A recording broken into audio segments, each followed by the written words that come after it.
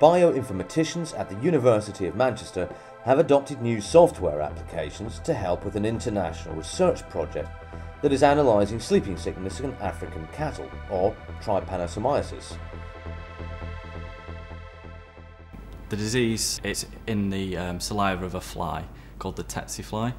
The fly bites the cow and injects the parasite. The parasite basically breeds inside the blood of the cow, causing like flu-like symptoms. So the cows become really sick and lethargic, and they basically just fall asleep and die because they're so overwhelmed with the disease. We're interested in trying to understand what is going on with those cattle that can resist the disease, in the hope that that can be bred into the larger, more productive cattle, because it has huge consequences for human health. To do a project like this requires a large team of people. We've got a very, very strong team in Kenya on cattle genetics and cattle health. There is the Roslin Institute in Edinburgh, who are very strong on the genomics of farm animal species. We have geneticists from Australia, cattle breeding people from Ireland. And all these various types of biologists are very good at generating, using the new biology, very large amounts of data. The amount of data was overwhelming. PhD student Paul Fisher took 2 different data sets of genetic samples from African cattle. Using the workflow software Taverna, he was able to create biological pathways to determine which genes might be resistant to trypanosomiasis. Before people were using Taverna, they generally did it through web interfaces and standalone programs.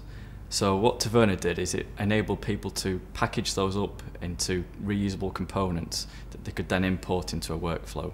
And it basically replicated what people were doing through the web in a much more structured and systematic and explicit manner.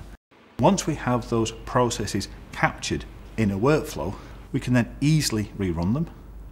When new people come on the project, they can be brought up to speed very quickly on how the analysis works.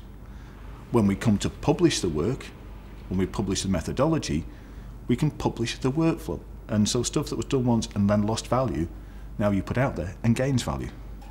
The great potential of the workflows is where they're getting shared between different scientists, between different disciplines, and enabling not just accelerated work, but completely new research to occur.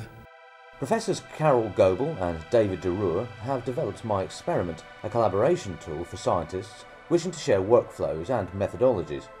They invited the bioinformatician team at Manchester University to be early adopters of this new way of working. The bench science, the stuff that actually generates the day-to-day results, is done by young people.